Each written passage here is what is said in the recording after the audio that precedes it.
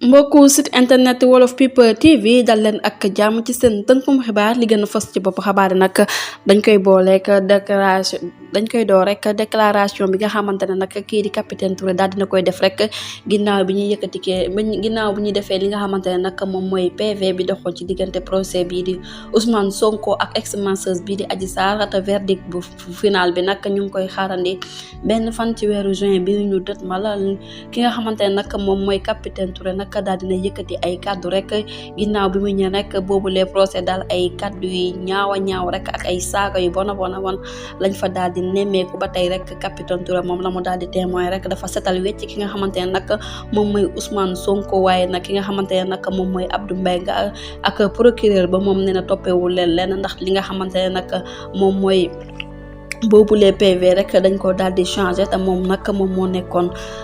ki nga xamante ne nag moom mooy chargé wu boobule dossier mu mel ni rek jamono ji nag mbir mi ba léegi rek day niru nag ak complot gu mat sëkk nag ba tax nag ci loolu rek la capitaine Touré nag def ab déclaration ma ngay naqarlu bu baax nag PV bi nañ ko bindee ndax partie bi nga xamante ne nag dañ ko modifié dañ koy yokk partie bi nga xamante ne nag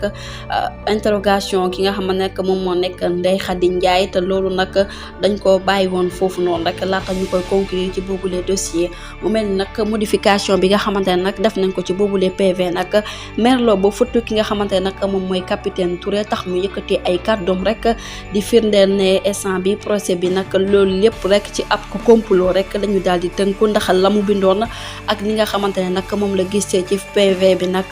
doon na lool lu ute ba tax nag mu samp jamono ji ab laaj lu tax ñu modifier boobule PV wante nag lu tax nag modification boobu noonu rek ñu daal di koy def ab procès verbal ci synthèse lu mel mu mel nag doon ay question yi nga xamante ne nag capitaine Touré jamono ji rek mu ngi koy daal di laajte rek ngir indi ci ay leeral lu ñàkk rek dinañ ci ñëwaat yeneen ñu jotaay xabaar